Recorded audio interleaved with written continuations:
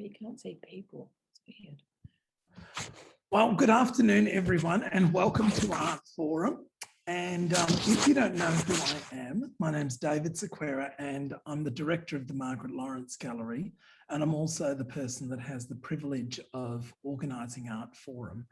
And before I introduce our guest speakers, I'd like to take a moment for all of us to acknowledge the traditional custodians of the land on which we're gathered, and for people at the University of Melbourne, that's Bunurong and Wurundjeri people of the Greater Kulin Nation, and to acknowledge that long before the university or the VCA was thought about, that the Bunurong and Wurundjeri practiced song and dance and painting and shared stories, and that these rituals continue today.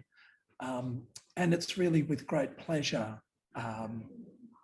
that I acknowledge elders past, present and emerging. Now, to our guest speakers today, we have a double act. I'm going to start with Lisa first. Lisa Radford is a lecturer in art at the VCA, she's an artist who writes and teaches. And between 1999 and 2010, she was a participant in the collaborative art group DAMP, and recent exhibitions have included more painting at ACCA, Approximate G's Louise, and at Sutton Projects, and the third Ural Industrial Biennial of Contemporary Art in Russia. And Yhonnie Scarce is also a lecturer in art at the VCA. She's a visual artist and a descendant of the Kokatha, I hope I've said that properly, and Nukunu people from South Australia. And her hand-blown glass objects often reference ongoing effects of colonisation on Aboriginal people and comment on the social and political motives of historical and contemporary Australia. And many of you will have seen her major exhibition at ACCA that's currently on at ACCA. But in 2019, Lisa and Yhonnie undertook extensive fieldwork that encompassed sites of significance, including Auschwitz, Chernobyl, Fukushima, Hiroshima, Maralinga, New York, Wounded Knee, and the former Yugoslavia. And their collaborative curatorial project, The Images Not Nothing, Concrete Archives, is currently on show at the Margaret Lawrence Gallery and Melbourne's Living Museum of the West. Now, this project opened the 2021 Adelaide Festival earlier this year. And it's really a very, very special exhibition for us at the VCA, because it's literally generated by artists who are exploring its resonance as they're developing the research. So it's kind of, in many ways, it's the pin-up project for practice-led research here at the VCA. And the project explores the ways in which acts of nuclear trauma, Indigenous genocide and cultural erasure have been memorialised by artists and others.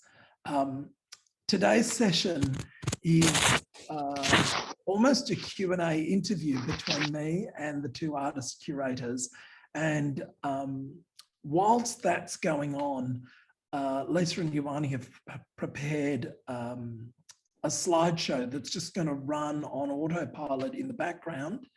And I'm going to take people through a series of questions that I've developed about the project. And at the end of the session, we'll have time for people to ask questions. If you have a question, please use the Q&A facility and I'll direct those towards Lisa and Yhonnie.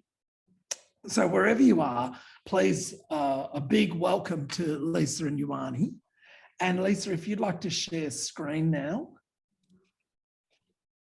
I will try. Is that working?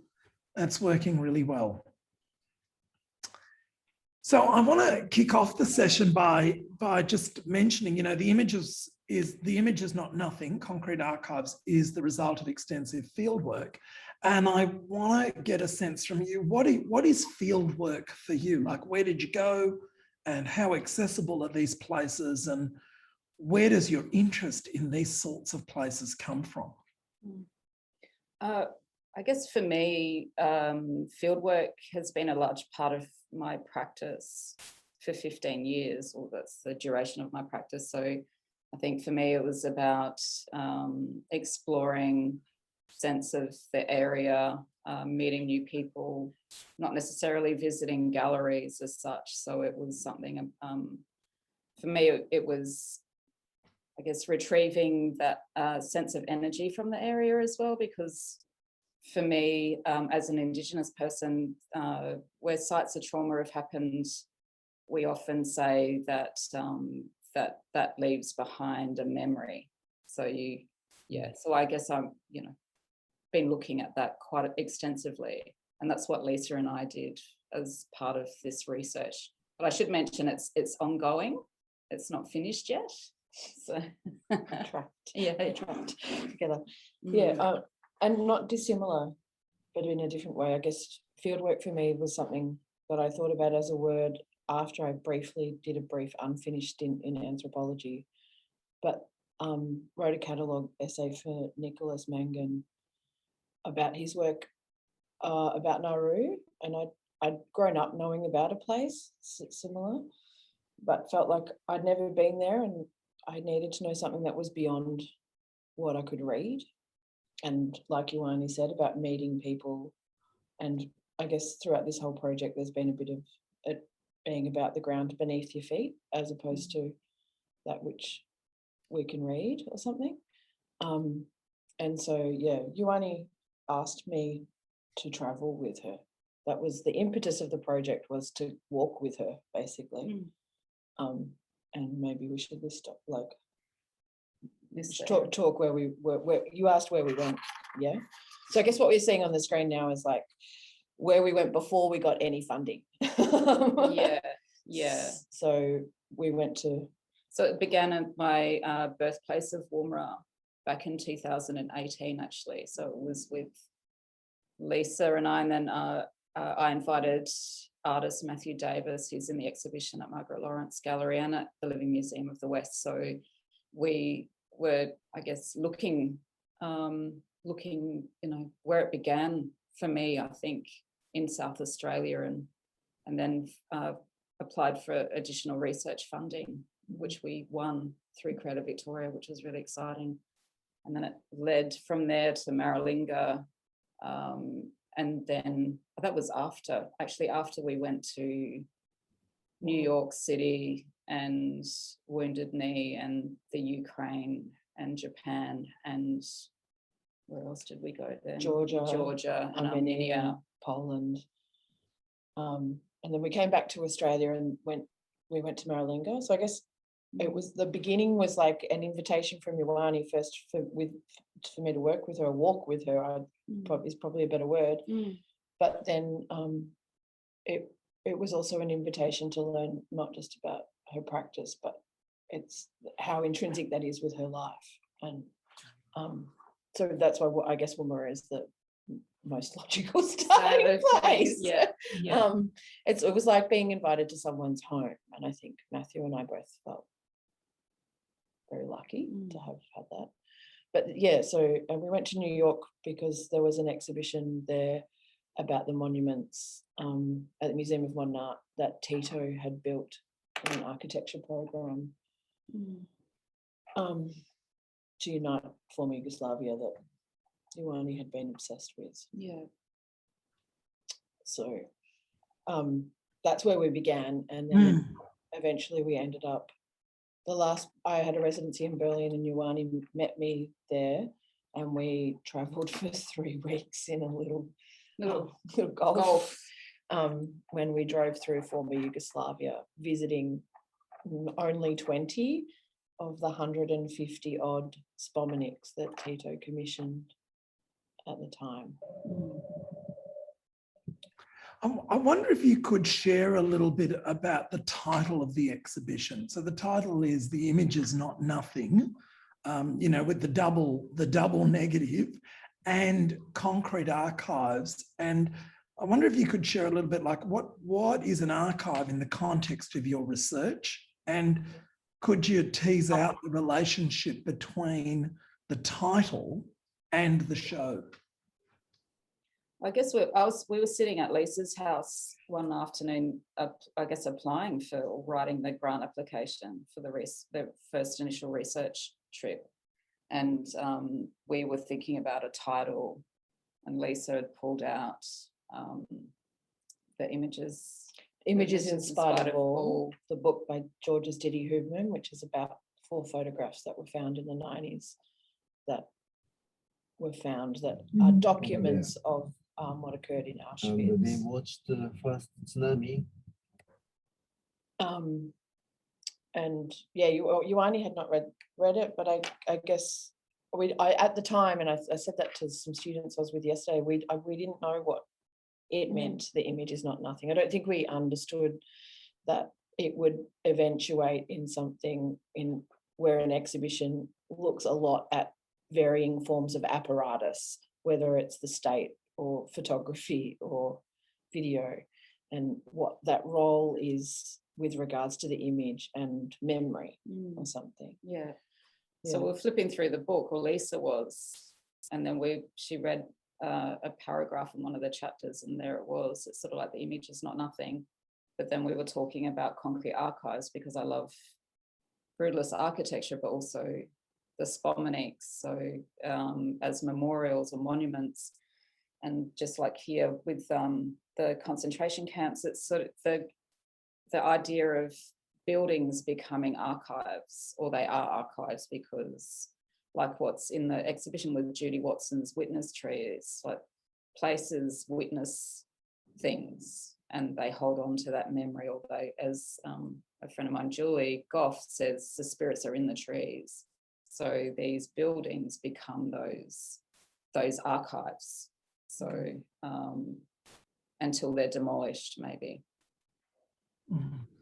And I guess what's interesting is when we're putting this together, well, maybe Yhonnie was more aware of it because the spomenics and that kind of concrete maybe was more present to her. But as I looking through all the images, the prevalence of concrete in the documentation of all the places that we go, even if it's not just in the brutalist architecture, but in the bus stops or in the signage. And I guess what's also interesting about the word concrete is the idea that there is something, we use it as a word for something as being permanent, you know, that there is something concrete. And I guess when it's next to that statement, the image is not nothing, they kind of counteract each other. They make a question asking what is the image, or what is the archive, or can you build it, can you rebuild it, can you deconstruct it? What happens when you do that, I guess. The exhibition is a really lovely mix of emerging and established artists. And I just wondered about how important that mix is in the notion of the archive and some of the other themes in the work. I think when Lisa and I were even participating in the research, we weren't thinking about the exhibition, at all, really. I guess we were thinking about what we were going to do with the research afterwards. So it's sort of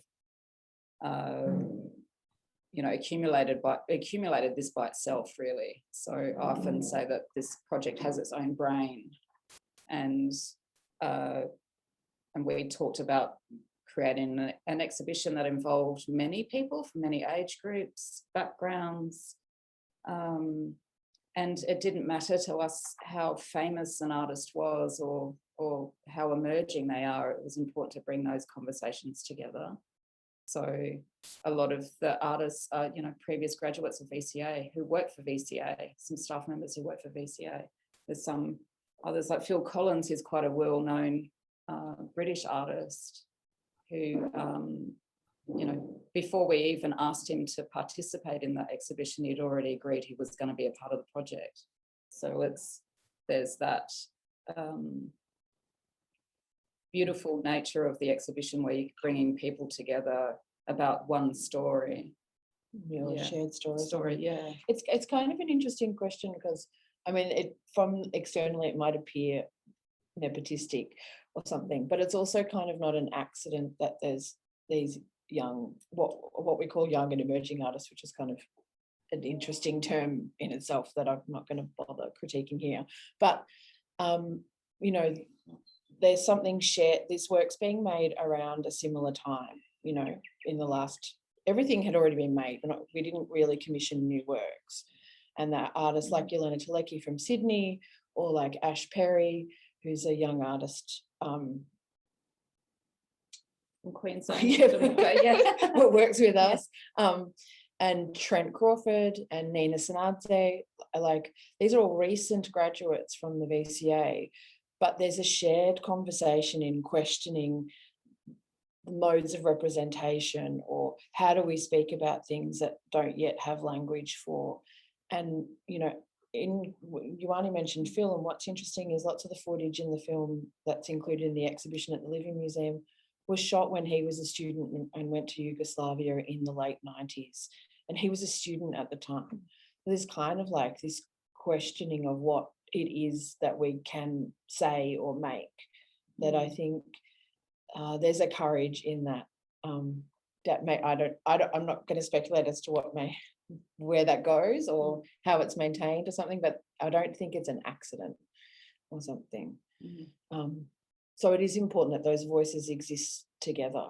And the artists that are in the show too, we tried to reflect or have a conversation with some of the places that we traveled to. Like it felt important to, I mean, Yhonnie's impetus in inviting me in the first place was, from memory, so correct me if I'm wrong, was that that this is a global conversation, like that there are many voices and there's lots of different languages that are being used. And in the case of the exhibition, those languages are materials. But what happens when they're put together? What do we find out when those things are put together? And that, you know, that's the importance in the act of that gathering. Does that make sense? We're creating the archive. Yeah. A new archive. Yeah. See, when I look across the exhibition, like across both venues, the interdisciplinary or multidisciplinary quality of Unbound Collective's work seems to be echoed throughout the entire project. And I was wondering if you could comment on the connection between the archive and art forms such as poetry, activism, sculpture, performance, and video that form the exhibition. That's a good question. Maybe we should describe Unbound, like for people that. Yeah, please. So the images that are rolling through now are kind of documents from the ACE installation, and some iPhone documentation by David and myself and Yhonnie of the exhibition that's currently on at Margaret Lawrence in the Living Museum. And Unbound Collective's work, the 4 skirts that you may have come across in the images that are hanging and that are lit. And the skirts have a bamboo structure that supports fabric. This is Ash Perry's work. You can read. I'm sure people can read. That supports archival material that's been extracted from state records and national archives as well in Australia, pertaining to the individuals in Unbound Collective's own family groups. Is that right? Yeah.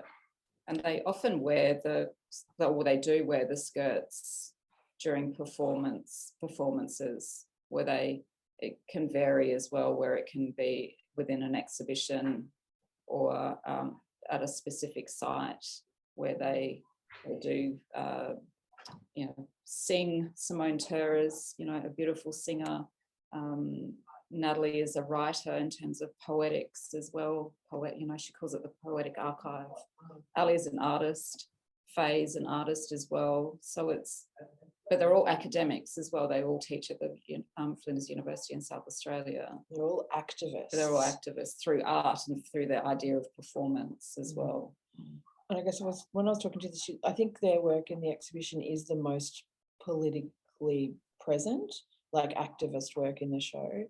And the videos, because the video that accompanies it is kind of like a visual poem to some degree that is asking about the validity of a no, it's actually demanding. It's saying no, we don't want a nuclear dump in South Australia on our lands, and links that to a history of country, and which was part of the origin of the project is the testing range in Woomera and the nuclear tests that the British conducted on Australian soil between the 50s and 60s, with permission from the Prime Minister at the time, but the Prime Minister did not consult the people. And at the time, Indigenous peoples weren't even recognised as, they didn't have the right to vote. They weren't considered citizens then. Yeah. So yeah. So it's a revealing, and I guess the question it feels like that they're asking is who determines what can be done on whose land? Yeah. Yeah.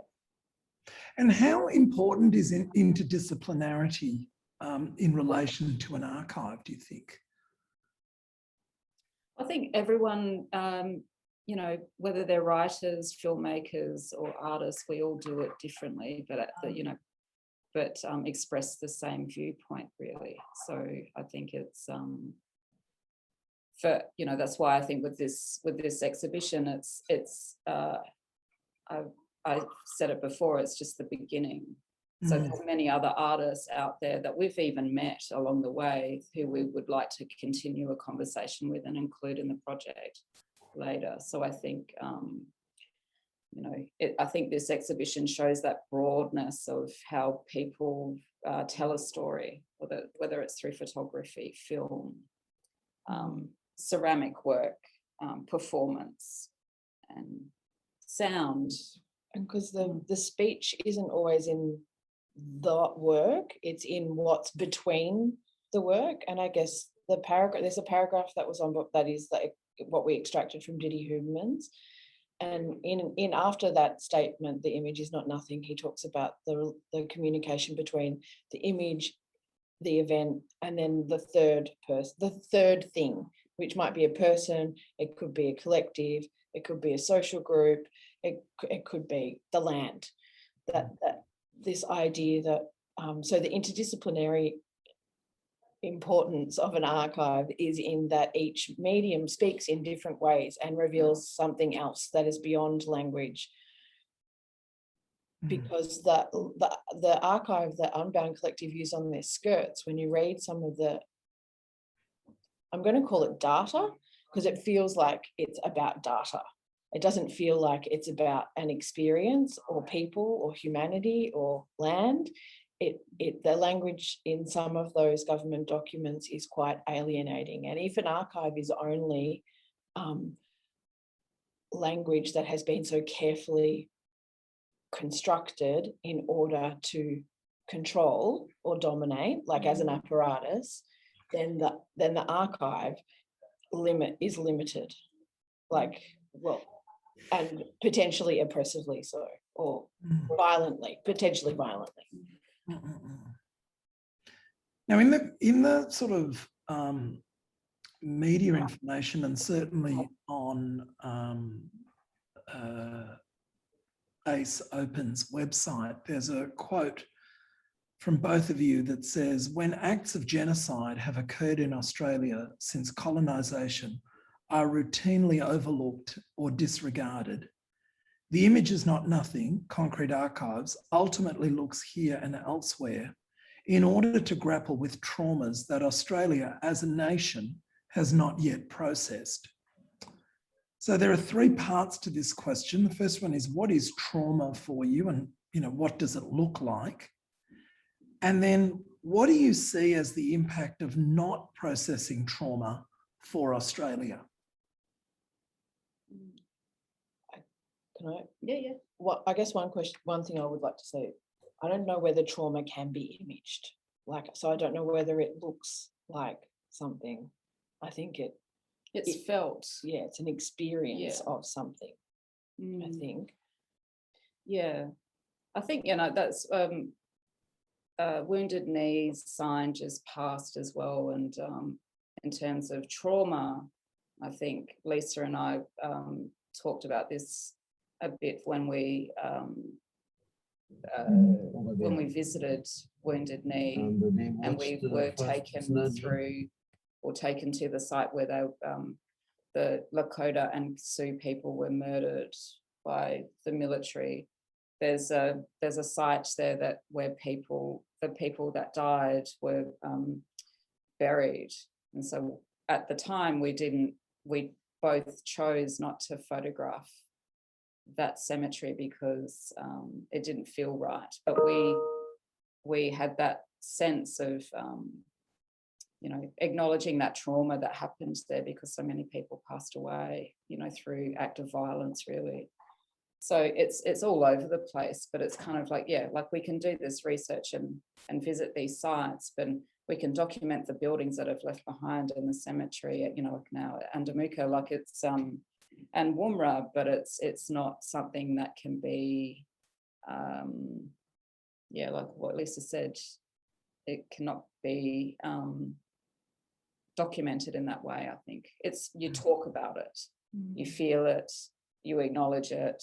And I think that's the problem with Australia at the moment, is that we're, in terms of Aboriginal people, we're still waiting for that proper acknowledgement because we are still feeling that trauma, whether it's internally or externally. So that we need a place to acknowledge, for people, other than Aboriginal people, to acknowledge that as well. And I guess that's, I think I was talking to you about it yesterday, David, where that trauma is such an interesting concept, because in order for it to be acknowledged or dealt with, I was talking about the idea that it has to exist in a kind of, has to be put into some kind of social sphere to be negotiated. And I guess that's what's interesting about Ukraine opening up Chernobyl as a place to visit, so that it becomes not just this private, hidden, state-based trauma, but something that can be shared. And that's, and it's easily dismissed as kind of dark tourism, I think, but for like the person that took us around on the bus, like on the tour through there, when we asked her that question, because, we're skeptical and not stupid, or, we're interested in what, the problems and the pros and cons, I guess. She said that that it was important for Chernobyl to be open, and as an open air museum, not just for the world, but for the people that lived in Ukraine, because she said not enough people know about it. And if you can't put into conversation the events that have happened, you can't prevent things, or you can't, not prevent, because I think that's quite idealistic, but you need to have be an open and negotiated space within which to live in, to cohabit in. So you don't repeat it in the future as well. I want to come back to the component of the exhibition that's at the Margaret Lawrence Gallery. Yep. And the Maralinga imagery seems to form a core of the layout in the gallery. Like outside, the main part of the gallery is that tiny little watercolour by Judy Watson. And then as you walk in is Kumanara's painting on canvas, and Rosemary Lang's photography, and Pam Dimmott's ceramics, and then eBay's ceramics. And I wonder if you could comment about, well, maybe what do you see as the similarities and differences within that group of works that deals with the same sort of subject matter? I think with beginning at Judy's work, she was in France when the French were testing nuclear weapons in the Pacific, or South Pacific. So she was really traumatized by that. So she started making work about it. And I think, with Pam and eBay as well, it's sort of, they work together. Like Pam is a ceramic artist from Ceduna in South Australia, and her husband worked on Operation Brumby as part of the, as I call, so-called cleanup at Maralinga. And I'm not sure so much at Emu Field, but there's different ways, I think, to you know, recreate that history with that, or that story through that visual language. I think with Rosemary Lang, like those photographs are from Emu Field as well, and I didn't know it at the time that she was given that British flag by a Wiradjuri friend in New South Wales, and she took it to that site. You know, she's calling out the British for their, you know, their involvement in those nuclear. It was their weapons, really. But then, you know, eBay's work is, you know, for us really, Lisa and I talk about it a lot. Like it's like he's documenting those photographs in three-dimensional form, and those wooden bases that they sit on, the landscape, or, you know, like it's sort of, yeah, it's hard. You have to see them. They're quite phenomenal. But he was mentored by Pam, so it's kind of. And what's interesting is that there's that the iconography of that bomb blast that we're all so familiar with doesn't become a generic form once it's removed from the documentary photography, when it's reclaimed by the artists that are trying to deal with something, an image, an experience. It becomes something else. And with Pam Dimmott's, with the flowers, there is kind of like this renewed hope that the landscape will be. It feels like maybe it can be reborn.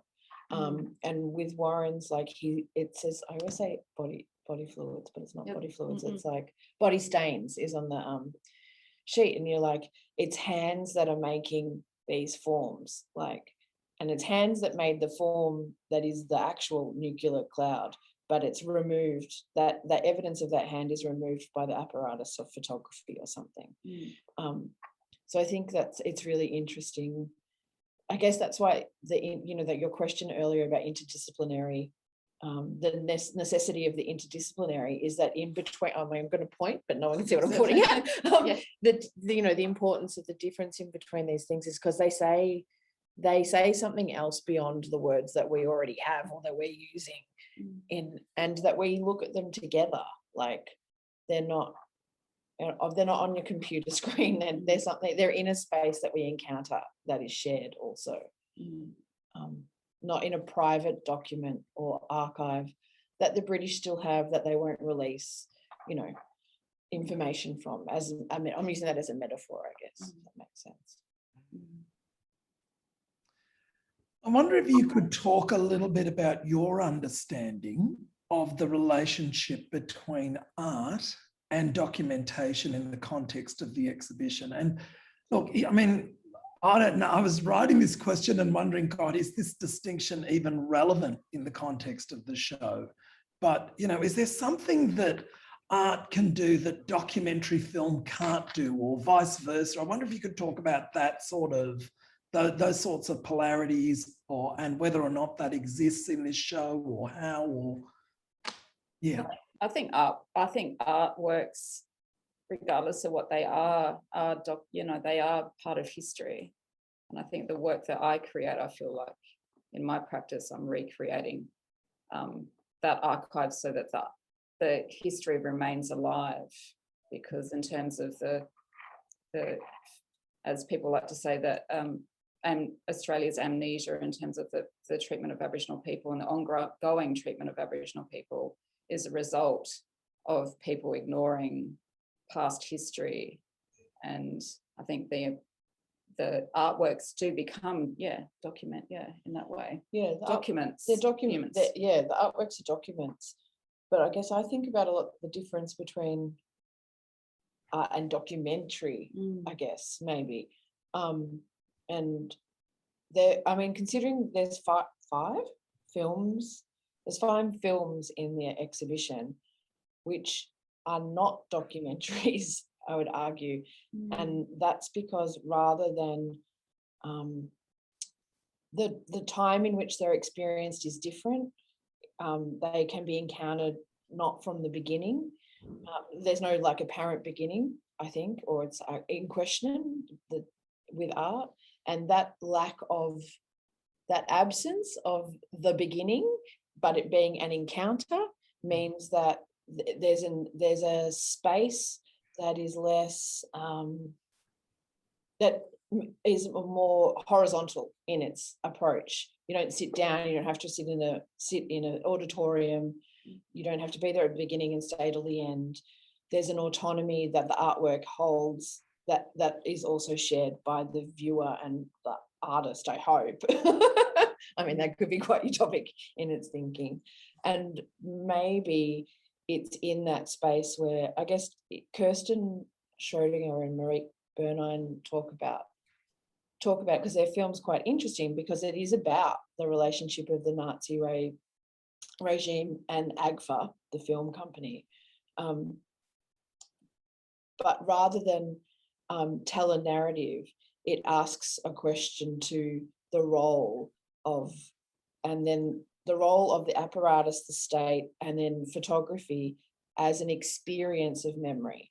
And I think, you know, by putting things together, montage does this thing that lets us create another narrative in between things, that space between things that I mentioned before. And I think that gives an opportunity for the viewer or the audience or whoever it is that's looking at it to be a part of it in a different way than in a documentary, I think, where it's more sequenced, you know, if I'm making any sense. Totally making sense. Just remind people, if they've got a question, please post it in the Q&A facility.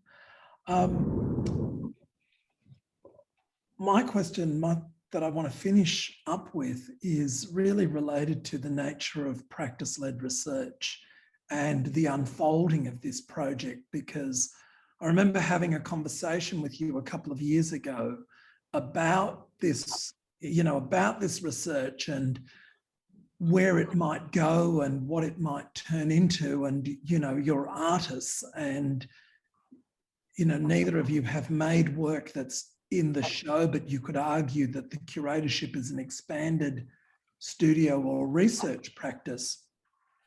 But my question is, what have you learnt that you didn't already know before the exhibition went up?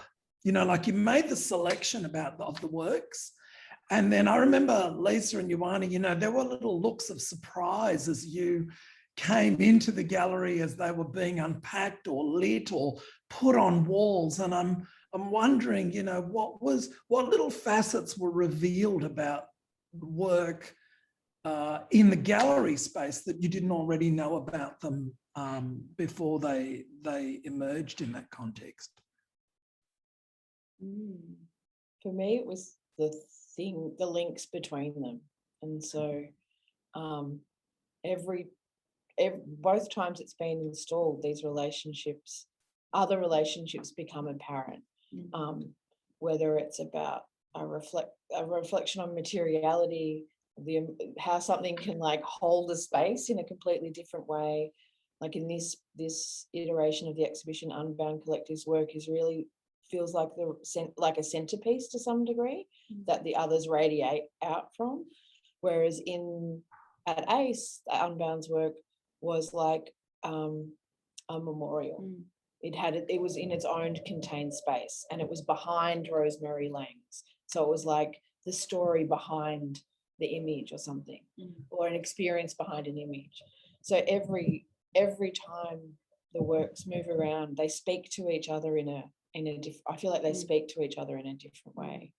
This time, you know, Sanya Bahoki's work is like in a diagonal relationship with Yelena Teleki's work. And, you know, Sanya owns one of the portraits, but because her family had a picture of Tito on there at their house above the kitchen table, I think it was.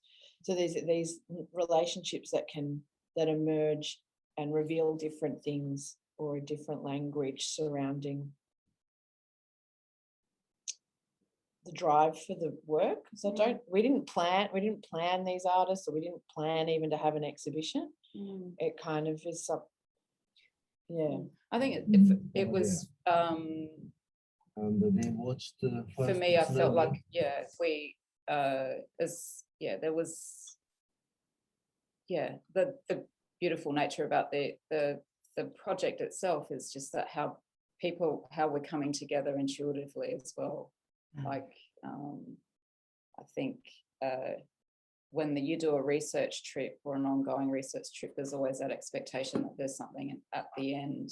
But I think it became, at one point, pretty clear, which I wasn't sure about in the beginning, was how long this project was going to go for. So, and I think, you know, when you travel anyway extensively, the amount of people that you meet and the artists, I think it's sort of, that's, yeah, the way it's growing is surprising me in a really lovely way, I think. Yeah. Well, maybe we're going to finish up soon, but one thing I realised I stepped over, perhaps you could just say, because the exhibition is only one component, perhaps you could talk about the other manifestations of the research and the work that you're doing with the Japanese artist, and, you know, just pad that out a little bit.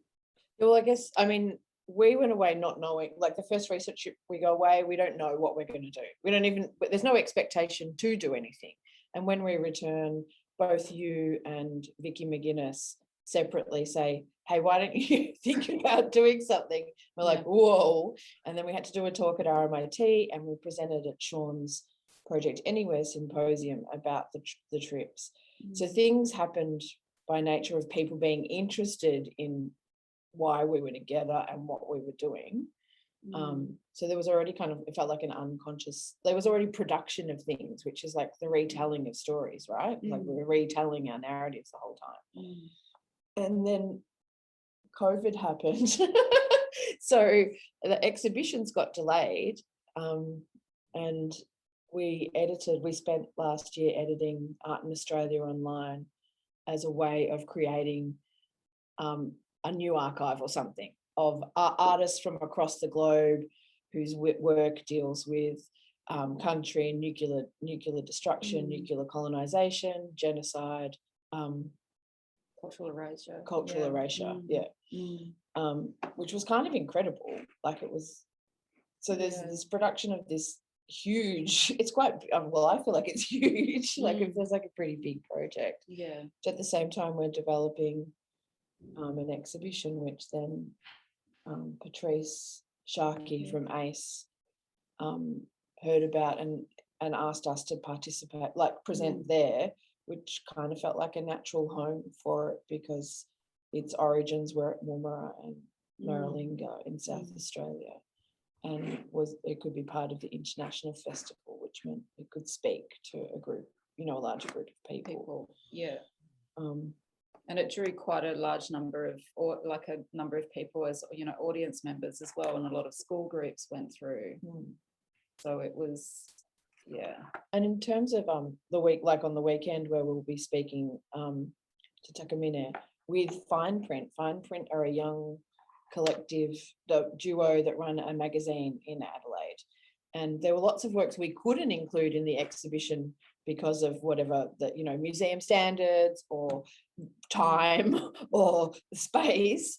And so they agreed to deal with some of the works that we would have liked to have had included in the show in absence, basically. And so they've worked with other artists, writers, actors, and in this case, we're screening Japan Syndrome, which deals with the after effects of Fukushima online. It's streaming online at the moment on the Fine Print website, and we'll be in conversation with him and Fine Print on Saturday. Yeah.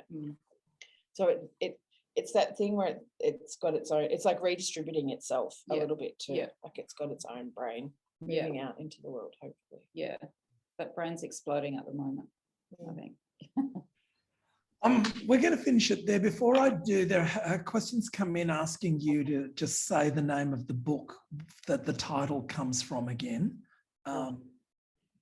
Images in Spite of All. 4 photographs from Auschwitz.